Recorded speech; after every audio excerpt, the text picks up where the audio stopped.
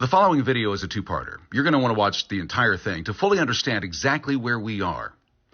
To begin with, May 27th, just a few weeks away, may be more important to American history than July 4th. Take a listen. I'm Reggie Littlejohn, co-founder of the Sovereignty Coalition and founder of the Anti-Globalist International Organization. The two treaties that are going to be voted on in May 27th of this year, just a few weeks from now, are the greatest threat to freedom that the world has ever faced. Public health is being used as a tool for total control. This is not a public health issue. It's an instrument to introduce Chinese-style totalitarianism to the United States and to the world. Now, the international health regulations, if WHO gets what it wants, they will be able to mandate vaccines, mandate masks, mandate lockdowns, and mandate quarantines in the United States and all over the world. Also, they will be able to mandate that the governments of the world surveil and censor their citizens, no doubt through mandatory digital IDs, which can be used as the basis of a China social credit system style rule of totalitarian control. Thank you all. I'm pleased to stand with my colleagues and other friends and great patriots that are interested in the sovereignty of America. And don't be distracted at this moment. Don't you be distracted. Let's not America be distracted by what's happening in this building or what's about to happen in this building behind us.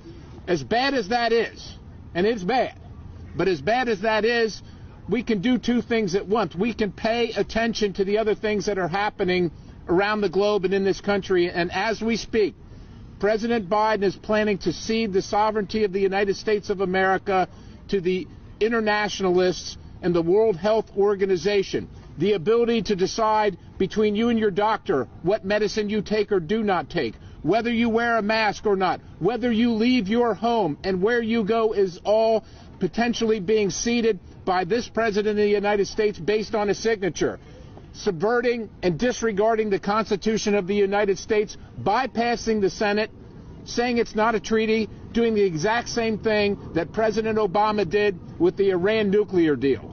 That was bad then, and it's a precursor. It's a warning of what might happen very, very soon. So we're gathered here today to make sure that you're all aware of what we're all aware of, that we're awake, and that we make sure that President Biden is not allowed to just sign on our behalf, and that the Senate rejects any attempt by the World Health Organization to take away our individual medical freedom, our individual choices, our choices to move about our country, our community, our homes as we please. That is literally what is at stake right now.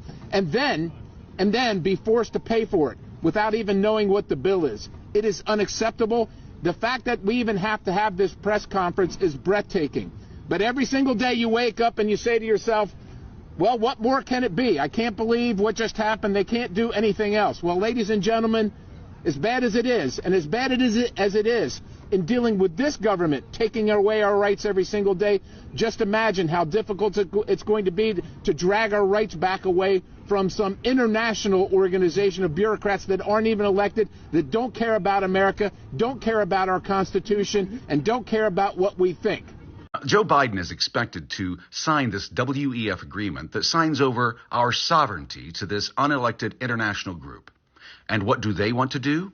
Let's cue up that clip, Jay, from the Mayor of London. He describes very point blankly now what a 15-minute city actually is. Take a listen. Cities is something that the WEF has created called C40, and it's called C40 cities.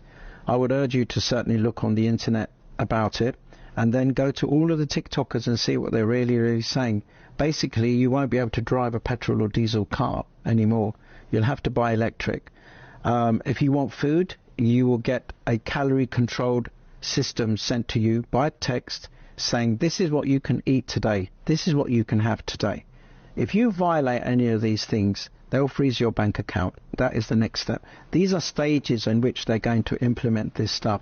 And this was signed up by the WEF, and the WEF has signed up with our mayor in London as the chair. And he has gone around the world to communicate this C40 to all of the countries in the world. And most of the countries are looking at adopting it. Now, I am going to abolish it. It is a a hopeless position. We are going to be in an open prison, or shall we say a COVID, for the rest of our lives. We will not be able to work unless it's in our 15-minute city.